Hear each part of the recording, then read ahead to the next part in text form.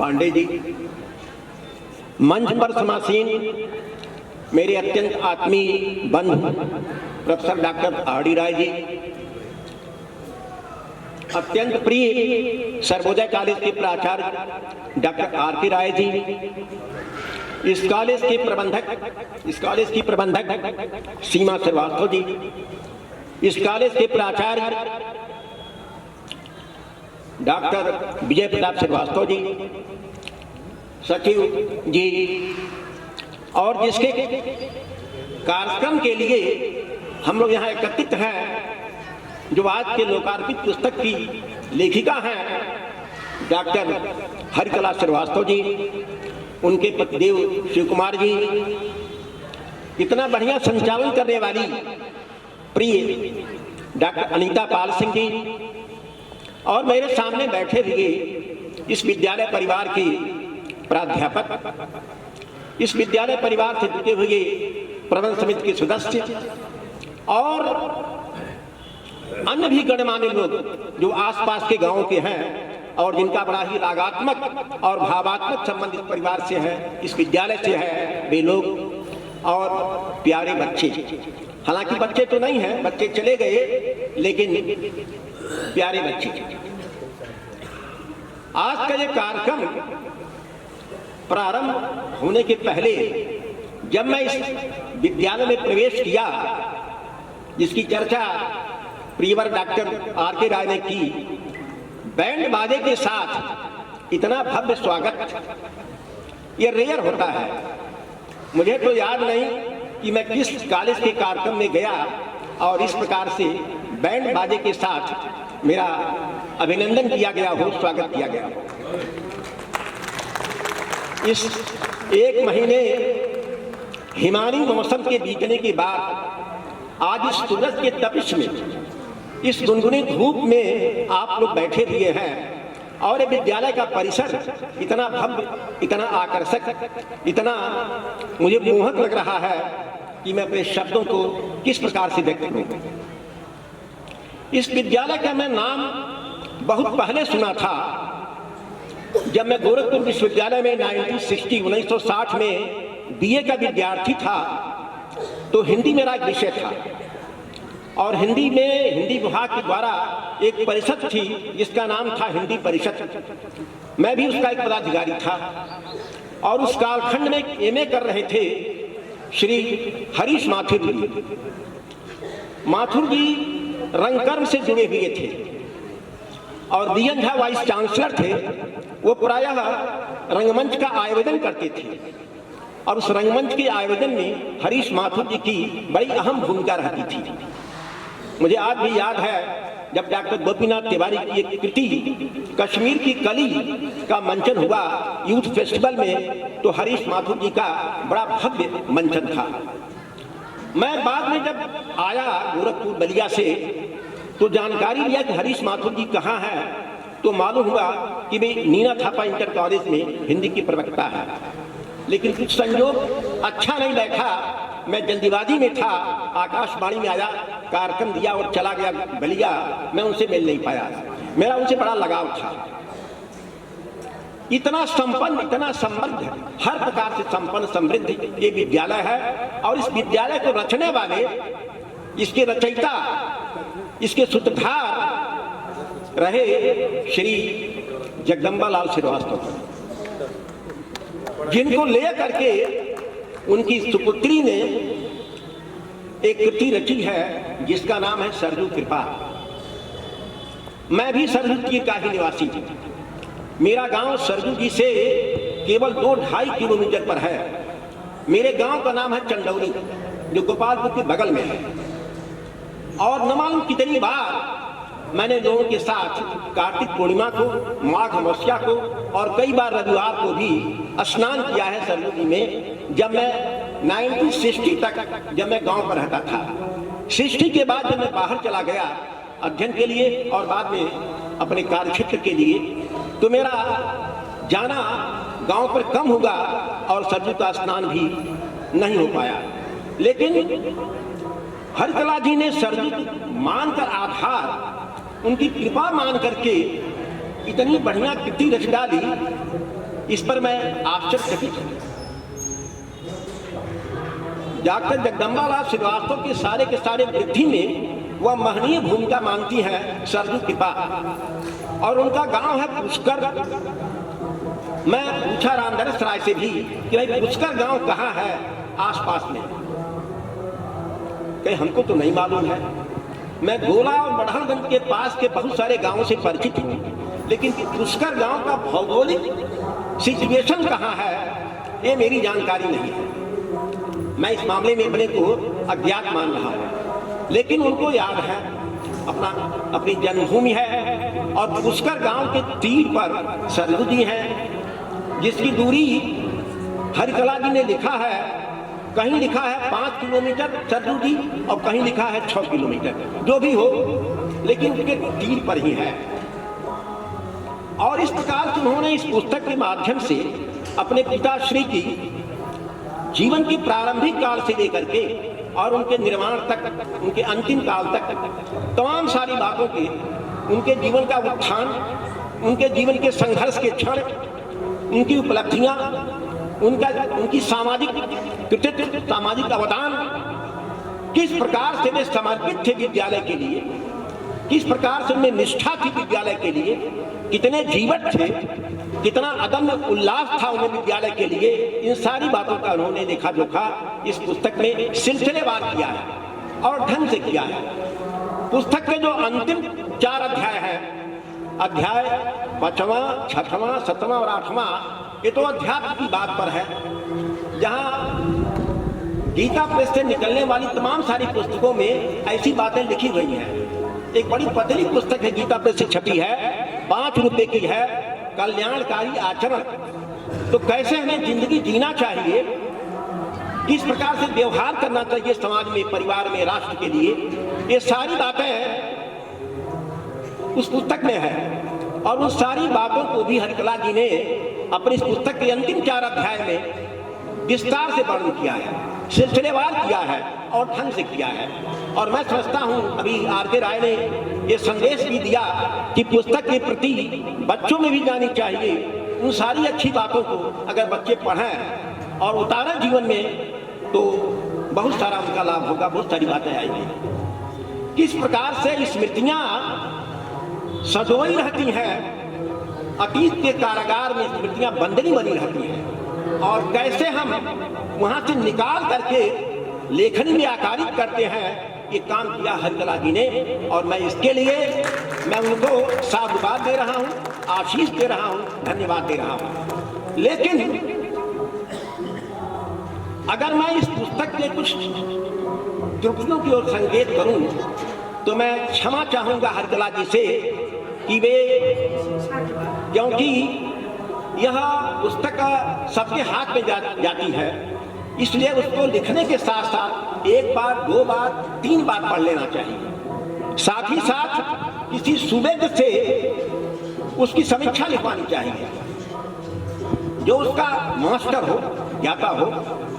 पुस्तक के लास्ट में, पुस्तक के अंत में जिस भी व्यक्ति ने लिखा है टिप्पणी 4 लाइन की, मुझे बड़ा आश्चर्य हुआ कि जिस व्यक्ति ने लिखा है, मैं तो ये कहूँगा उसे हिंदी साहित्य का ABCD भी ज्ञान नहीं है, क्योंकि उस व्यक्ति ने इस पुस्तक को उपन्यास घोषित किया है। उपन्यास का एक थीम होता है, उसके कुछ निकष है, उसका कुछ परिभाषा है, कुछ पॉइंट्स हैं। तो उपन्यास की कसौटी पर यह पुस्तक तो बिल्कुल नहीं है। हाँ, अभी राय साहब ने चर्चा भी की है, इसे मान सकते हैं संस्मरण की कृति। तमाम विधाएं हैं साहित्य की, उपन्यास है, कहानी है, संस्मरण है, रेखा चित्र है, रिपोर्टाज है, काव्य नाटक है, बहुत सारी चीजें हैं। तो इसको हम संस्मरण मान सकते हैं। तो प्रारंभिक के जो अध्याय है वे संस्मरण में है, और लास्ट के 4 अध्याय जो है वह एक डॉक्यूमेंट है, एक ऐसा डॉक्यूमेंट है जिसमें ये बतलाया गया है कि जिंदगी कैसे जिए, जिंदगी जीने की कला क्या है, ये बताया गया है। और टिप्पणी लिखने वाले ने लिखा है, ये उपन्यास है। एक और चीज लिखा है कि इसमें, इस उपन्यास में स्थानीय हिंदी का प्रयोग हुआ है। स्थानीय हिंदी भोजपुरी है और इस पुस्तक में कहीं भोजपुरी का नहीं है। ये पुस्तक खड़ी बोली हिंदी में है, सरल हिंदी में है, सामान्य हिंदी में है, सरस हिंदी में है, प्रवाहमयी हिंदी में है, लालित शैली में है। मैं हरिकला जी को मैं साधुवाद देता हूं कि उन्होंने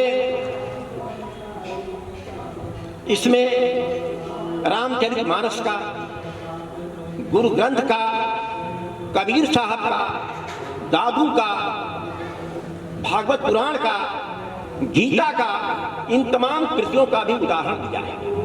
बीच बीच में जहां वो आवश्यक समझी हैं उनका उदाहरण भी दिया है। तो इस तमाम बातों से एक चीज मैं जानना चाहूंगा कि ये पुष्कर गांव ये सरजू के इस पार है, किस पार है? इस पार ना है? हाँ, तो महुआ पार तो मेरे बगल में है। नहीं पता है, नहीं। मेरा मतलब यह है कि पुस्तक के पृष्ठ 4 पर लिखा हुआ है कि उस कालखंड में यात्रा के साधन सुगम नहीं थे और सरजू और घाघरा को नाव से और स्टीमर से पार करके गोरखपुर जाना पड़ता था। लेकिन नहीं, राप्ती को पार करके आप गोरखपुर आई होगी, सरजू और घाघरा को पार करके नहीं आई होगी। हाँ, यही मैंने कहा ना कि कुछ कमियां इसमें रह गई हैं। मैं ध्यान इंगित कर रहा हूँ, आपसे मैंने क्षमा मांग लिया है कि आप अन्यथा न देंगी। और सरजू भी वही नदी है और घाघरा भी वही नदी है। जब चलती है वे कुमाऊं की पहाड़ियों से, चलती है मानसरोवर से, फिर कुमाऊं की पहाड़ियों में, और जब बहराइच में आती है तो वहाँ घाघरा कहलाती है। और जब आगे बढ़ती है गोंडा और अयोध्या की तरफ तो सरजू हो जाती है। तो सरजू घाघरा एक ही नदी है, इसके नाम भिन्न भिन्न है। एक मेरी बड़ी अच्छी तो मैं नहीं कहूँगा, एक मेरी रचना है, एक लंबा लेख है, राय साहब जानते हैं। एक बड़ी मोटी कृति छपी है सरजू के स्वर, करीब 600 पृष्ठों में है या 800 पृष्ठों में है। 800 पृष्ठों में एक बड़ी मोटी कृति है सरजू के स्वर। सरजू के आजू बाजू जितने भी कवि हैं सबका उसमें संदर्भ है और उनकी कविताएं उसमें हैं। उसके प्रारंभ में मेरा एक लेख है, उत्तर दिश बह सरजू पावन, और उसमें मैंने सरजू का ओरिजिन, सरजू कहाँ से है, इसका संदर्भ किया है। और स्कंद पुराण में क्या है, रामचरितमानस में क्या है, वाल्मीकि रामायण में क्या है, सबका संदर्भ किया है। तो सरजू नदी के कई नाम हैं, काली नाम भी आता है, घाघरा भी है, और इधर आकर के गोंडा, सीतापुर, गोंडा, अयोध्या और अम्बेडकर नगर, आजमगढ़ और बाद में बलिया में जहाँ इनका मिलन होता है गंगा जी से, इसका नाम है सरजू। बहुत बहुत आप लोगों को धन्यवाद। और इस विद्यालय परिवार ने मुझको आमंत्रित किया, आप उनके बीच में आया, इतना भव्य स्वागत किया, मैं इससे एकदम गदगद हूँ। आपके स्वागत से बहुत बहुत धन्यवाद। मैं अपनी बात को ही विराम देता हूँ। धन्यवाद।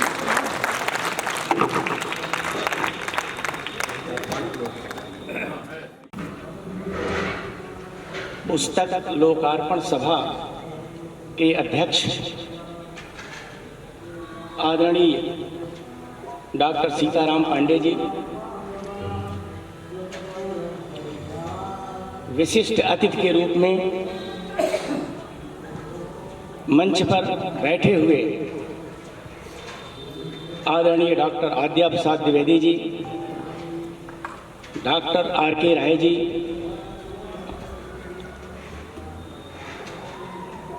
प्रबंधक सीमा श्रीवास्तव जी, प्रधानाचार्य डॉक्टर विजय श्रीवास्तव जी,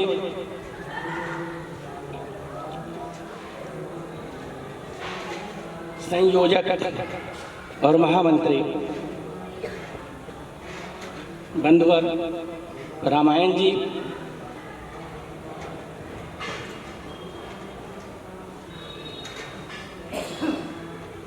डॉक्टर हरिकला श्रीवास्तव जी के सहचर इंजीनियर श्री शिव कुमार जी, और इस पुस्तक की लेखिका डॉक्टर हरिकला श्रीवास्तव जी,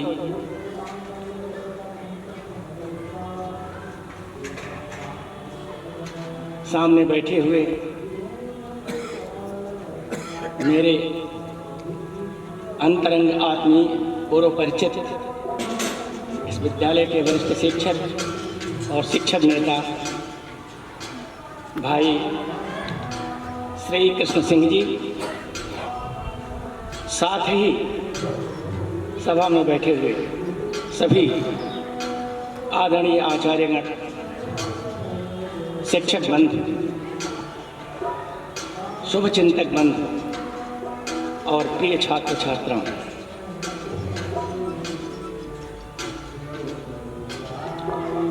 विषय आज का एक तरह से 2 अध्यायों में बटा हुआ है। एक, इस विद्यालय के संस्थापक प्रधानाचार्य गोलोकवासी श्री जगदम्बा प्रसाद श्रीवास्तव जी को लेकर, और दूसरा विषय एक किताब के लोकार्पण का है।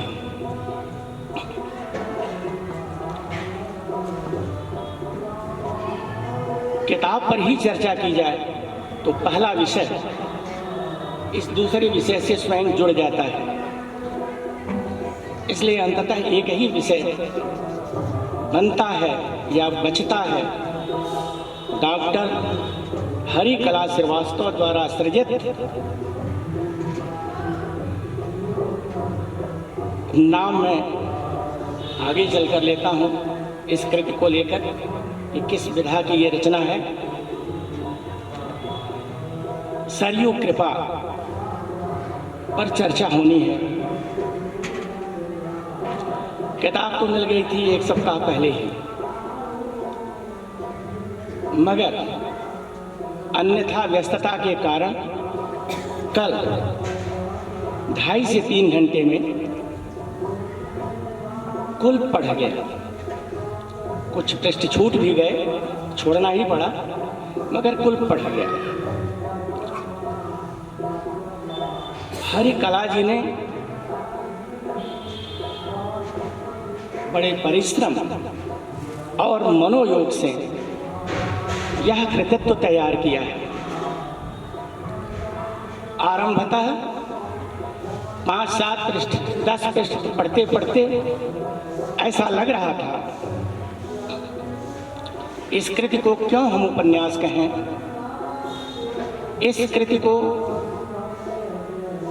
और भी किसी विधा के रूप में हम देखना चाहें तो कैसे देखें, ऐसा मन में आता रहा। और एक बार यह भी लगा 8-10 पृष्ठ तक जाते जाते कि कोई ज़रूरत नहीं है पूरा यह कृतित्व हम पढ़ ही लगे, लेकिन कार्यक्रम में आना था और जिज्ञासा बनी आगे चलकर कि नहीं पढ़ना चाहिए। पढ़ने के बाद जिन लोगों ने किताब पढ़ ली है और जो लोग आगे किताब पढ़ेंगे, जो पढ़ने वाले लोग हैं आगे, उनके लिए मैं कहना चाहता हूँ कि जब इस किताब को आप पढ़ना शुरू करेंगे तो किताब के पिछले फ्लैप पर, पृष्ठ मोड़ पर, पृष्ठ भाग पर जो लिखा हुआ है उससे सहमत हो जाएंगे। वो प्रकाशक की ओर से है अथवा लेखिका की ओर से ही है कि एक बार शुरू करने के बाद आप पूरी कृति पढ़ना चाहेंगे। मुझे भी अनुभव हुआ, लगा कि कुछ पढ़ लिया काम चल जाएगा बातचीत के लिए, फिर लगा नहीं पढ़ना चाहिए। पढ़ने के बाद मैं उतरता गया और अनुभव करता गया। परिचय में निकल आया था कि वो फिलॉसफी में एमए है, फिलॉसफी में उन्होंने पीएचडी की उपाधि प्राप्त की है। और मैं चकित होता रहा कि फिलॉसफी का अध्येता साहित्य में इतना गहरा प्रवेश कैसे रहता है, अच्छा लग रहा था। और उसी में स्वर्गीय जगदम्बा प्रसाद श्रीवास्तव जी को अब नहीं ठीक याद आ रहा है कि मैंने देखा है कि नहीं, मगर ये लगता है कि देखा होगा, बातचीत भी की होगी। यद्यपि वो पहले वाली पीढ़ी के थे, मेरा इस परिसर में कभी आना भी नहीं था, पहली बार आया हूँ। गेट के सामने से कई बार आना जाना हुआ, अगल बगल के प्राय सभी विद्यालयों में, मगर यहाँ यह संयोग घटित हुआ है आज के दिन आया। परंतु मुझे याद है अच्छी तरह कि उनकी सामाजिकता के कारण, उनकी अकादमिक दिलचस्पी के कारण, शिक्षा के क्षेत्र में उज्जवल सोच के कारण भेंट जरूर कहीं होगी, ठीक तो नहीं याद आ रहा, मगर इस किताब को पढ़ते हुए उनको भी ठीक से मैंने समझ लिया। एक बात बार बार कही गई इस किताब में भी है कि यह अंचल, यह क्षेत्र जहाँ पर यह विद्यालय स्थापित है, झाड़ झंखड़ का था, वन्य भूमि थी आदि आदि, और यहाँ ये विद्यालय स्थापित हुआ। आपको मैं बतलाना चाहता हूँ कि भारतीय वाङ्मय, भारतीय साहित्य का सर्वोत्तम वेद है तो, पुराण है तो, उपनिषद है तो, स्मृति ग्रंथ है तो, आरण्यक ग्रंथ है तो और महाभारत और रामायण भी, और तमाम सारे महत्वपूर्ण ग्रंथ, यानी सर्वोत्तम वनों में रहकर, वनों के आश्रमों में रहकर रचे गए, लिखे गए, दिए गए। यद्यपि यह कृति किसी वन में रहकर नहीं लिखी गई है, मगर जिस चरित्र नायक को केंद्र बनाकर यह कृति लिखी गई है, उस चरित्र नायक जगदम्बा प्रसाद श्रीवास्तव जी ने इसी भूमि में आरंभ किया, शिक्षा की ज्योति का प्रज्वलन किया और एक नया मार्ग सभी को प्रदान किया। उनको केंद्र में रखकर हरिकला जी ने अपनी यह रचना की है। ज्ञानवर्धक सूचनाएं इसमें हैं, ज्ञानवर्धक सूचनाएं मुझे खुद नहीं मालूम था, और हमारे ख्याल से बहुत से लोगों को नहीं मालूम होगा जो नहीं जानना चाहते होंगे। मुझे अभी कल तक नहीं मालूम था कि नीना थापा, जिनके नाम से विद्यालय है, वे स्त्री थी अथवा पुरुष। कई बार बातचीत में होता था नीना थापा इंटर कॉलेज, तो लगता था कि नीना थापा कोई पुरुष रहे होंगे, सामाजिक व्यक्तित्व तो उनका रहा होगा और उन्होंने विद्यालय स्थापित। लेकिन यह कृति पढ़ने के बाद मुझे खुद जानकारी मिली कि वो मैडम थी, और आज प्रत्यक्ष मूर्ति के रूप में उनका दर्शन भी मैंने किया। मैं उन्हें भी नमन करना चाहता हूँ, और विशेष रूप से जगदम्बा प्रसाद श्रीवास्तव जी को पढ़िए ना, प्रत्येक पृष्ठ कुछ न कुछ आपको देगा। 99 पृष्ठ की ये किताब है। बड़ा अच्छा है कि आपने इसको लंबा नहीं किया। उपन्यास प्रायः मोटे मोटे लिखे जाते हैं, लेकिन 21वीं शताब्दी में कहाँ किसको फुर्सत कि कोई पुराने उपन्यास जो मोटे मोटे होते थे उस तरह का उपन्यास लिखे, या कोई रचना, गद्य रचना लेकर सामने आए। तो आपने पहली बात तो यह कि अच्छा किया कि इसको बड़ा दीर्घ नहीं होने दिया। दूसरी चीज़ देखिए, ये बात आई है चर्चा में, इसे क्या कहा जाए। लेखिका ने इसे उपन्यास कह दिया है। अभी इस कृति की समीक्षा नहीं हुई, समीक्षा आगे होगी। आपको मैं बतलाना चाहता हूँ उपन्यास का कई क्षेत्र रहा है। पहले अय्यारी उपन्यास सामने आते थे, पौराणिक उपन्यास सामने आए, ऐतिहासिक उपन्यास बहुत से लिखे गए, समस्या मूलक उपन्यास भी सामने आए, सामाजिक उपन्यास जिसको कहते हैं। आगे चलकर पिछले 3 दशक से या 4 दशक से 3 तरह के उपन्यास आ रहे हैं। जीवनी मूलक उपन्यास, जीवनी परक उपन्यास एक, दूसरे आत्मकथा मूलक उपन्यास, आत्मकथा अपनी ही कथा लिखी जाती है, और तीसरे संस्मरण मूलक उपन्यास। अभी 2 विद्वान मित्रों ने ये बात ठीक कही, इसे संस्मरण क्यों न कहा जाए, लेकिन मैं पूरा इससे सहमत नहीं हूं। अगर संस्मरण शब्द लाना ही है इस कृतित्व को लेकर, तो इसे संस्मरण मूलक उपन्यास कह सकते हैं।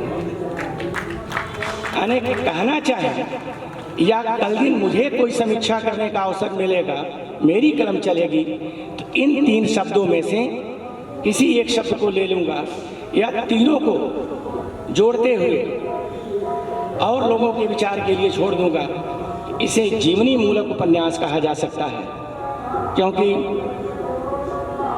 हरिकला जी ने अपने पिताश्री जगदम्बा प्रसाद जी के जीवन की कथा भी कही है। इसमें जीवनी मूलक उपन्यास हो सकता है, जीवनी परक उपन्यास। आत्मकथा मूलक उपन्यास इसको पूरा नहीं कहेंगे।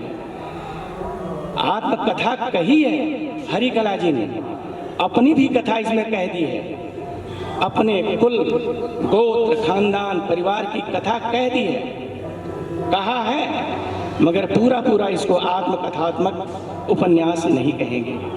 संस्मरण मूलक उपन्यास अथवा जीवनी मूलक उपन्यास इसे कहा जा सकता है। एक भ्रम ये पैदा जरूर हो गया, प्रायः उपन्यास के लेखन में उपन्यास का शीर्षक होता है, माने कृति का नाम होता है, और बात शुरू हो जाती है। केवल 1, 2, 3, 4, 5, 6, 50, 60 तक भी खंड चले जाते हैं। मैडम ने, लेखिका ने अध्यायों का नाम दे दिया, 8 अध्याय कह दिया, यहीं से थोड़ा सा भ्रम पैदा हो। प्रायः उपन्यास के लेखन में अध्यायों के नामकरण की आवश्यकता नहीं होती, केवल एक पन्ना आप हटा दीजिए या एक पन्ना वही मोड़ करके लोगों को दे दीजिए, प्रस्तुत कर दीजिए, सभी लोग इसको उपन्यास कहना शुरू कर देंगे। हमारे ख्याल से आप लोगों को भी जो हुआ, मुझे भी ऐसा लगा।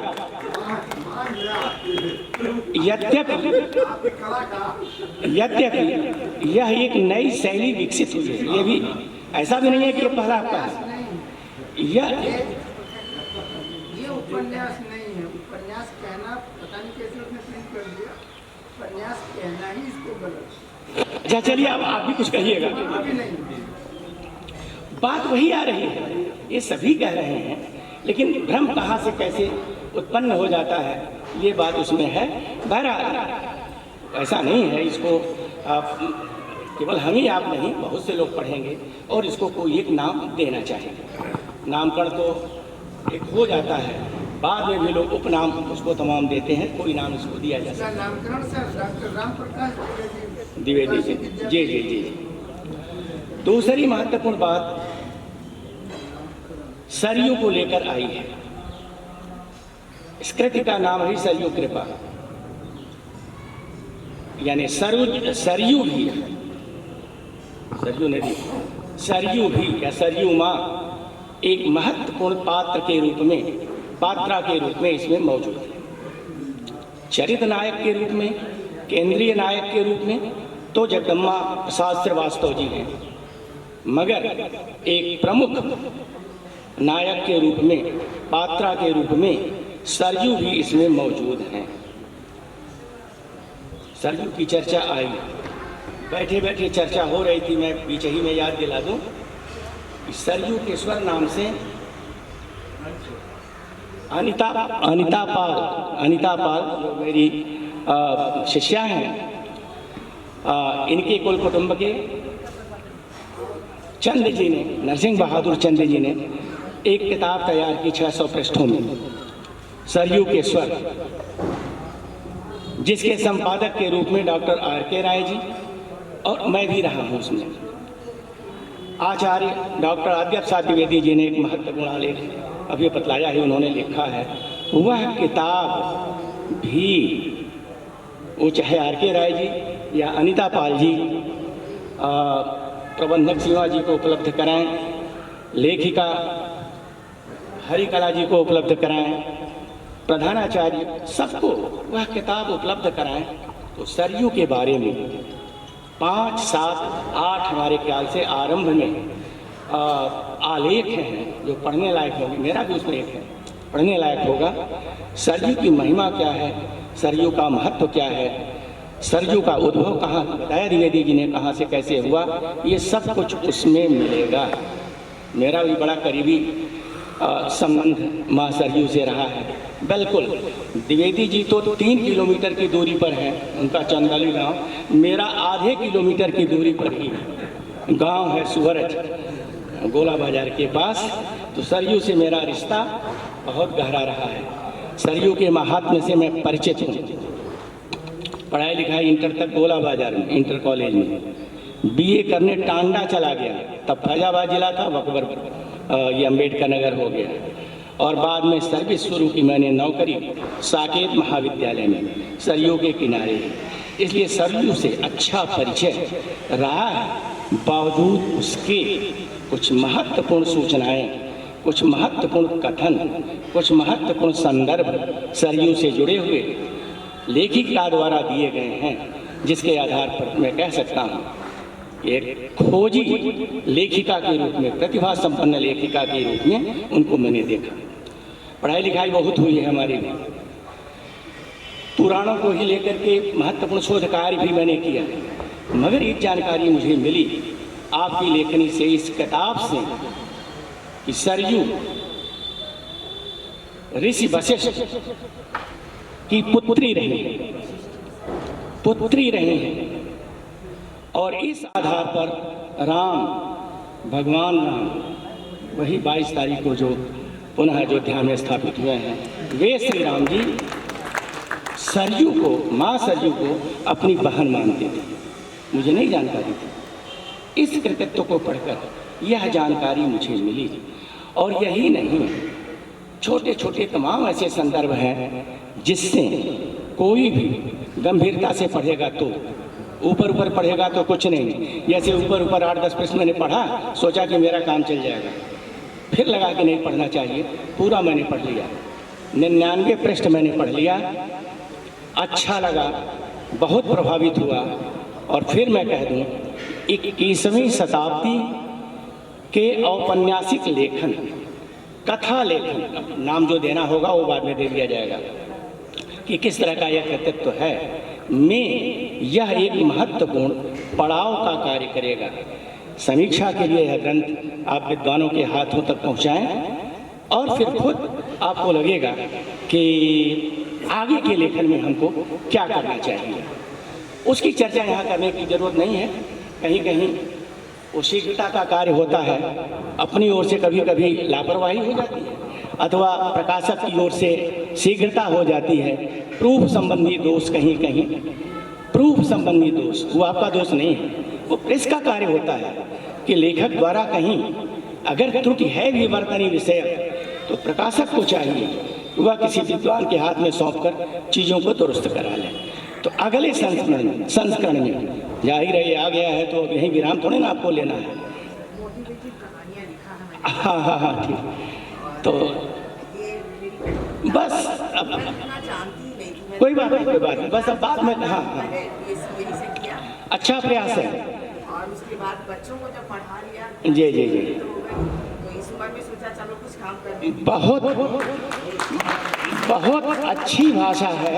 मैं बैठिए, पढ़ते हुए एक और मुझे मतलब कुछ नहीं था, मैं कुछ नहीं जानता। दर्शन और बस अपने आप सोचती कुछ पढ़ते हुए सुनिए, वो सफाई यहाँ आपसे नहीं ली जाएगी, लेकिन पढ़ते हुए एक बात का मैंने अनुभव किया। आरंभ के 10-20 पृष्ठ लगा कि हर कला का लेखन है, और ये उसके बाद पढ़ते हुए मैं चकित होता रहा। उसके 20-25 पृष्ठ के बाद की जो भाषा है, जो कसावट है, जो शैली है, लगा उसमें बंधुवर इंजीनियर शिव कुमार जी का योगदान हो सकता है, या आप, ऐसा नहीं है ये कोई, जी जी आपका समाज दर्शन जी। वहाँ से तो मैं ये कहना चाहता हूँ, जैसे कभी समीक्षा की बात जब आएगी, जो इसका उत्तर भाग है, बाद वाला 30 पृष्ठ के बाद वाला, वो बहुत गंभीर, दार्शनिक और साहित्यिक मूड का है, बहुत कुछ संदेश छोड़ने वाला है। जी जी जी। तो चलिए, अब बात यहीं पर ख़त्म की जाती है, क्योंकि पढ़ने के बाद सारी चीज़ें आती हैं। प्रयास आपने अच्छा किया, और आना चाहिए। आपके पास अच्छी भाषा है, शैली भी है, अभिव्यक्ति की कला है। आप हरी कला तो है ही, अभिव्यक्ति की कला भी है। और आपके नाम में द्विवचन, देखिए द्विवेदी जी ने सुधार कर पढ़ा, हरि कला कह दिया, लेकिन मैंने कभी हरि कला नहीं कहा, हरि कला ही कहा। हरि नहीं, वो ठीक बुलाते थे। और हरि शब्द का जो रूप चलता है, संस्कृत के आचार्य लोग जानते होंगे, हरि हरि हरया, यानी प्रथमा विभक्ति, द्विवचन का नाम आपका है, अशुद्ध नहीं है, गड़बड़ नहीं है। हरि शब्द भी व्याकरण की दृष्टि से ठीक है, दोहरी शक्ति आपको प्राप्त है, इसलिए इस काम को आप आगे बढ़ाएं। बहुत बहुत धन्यवाद।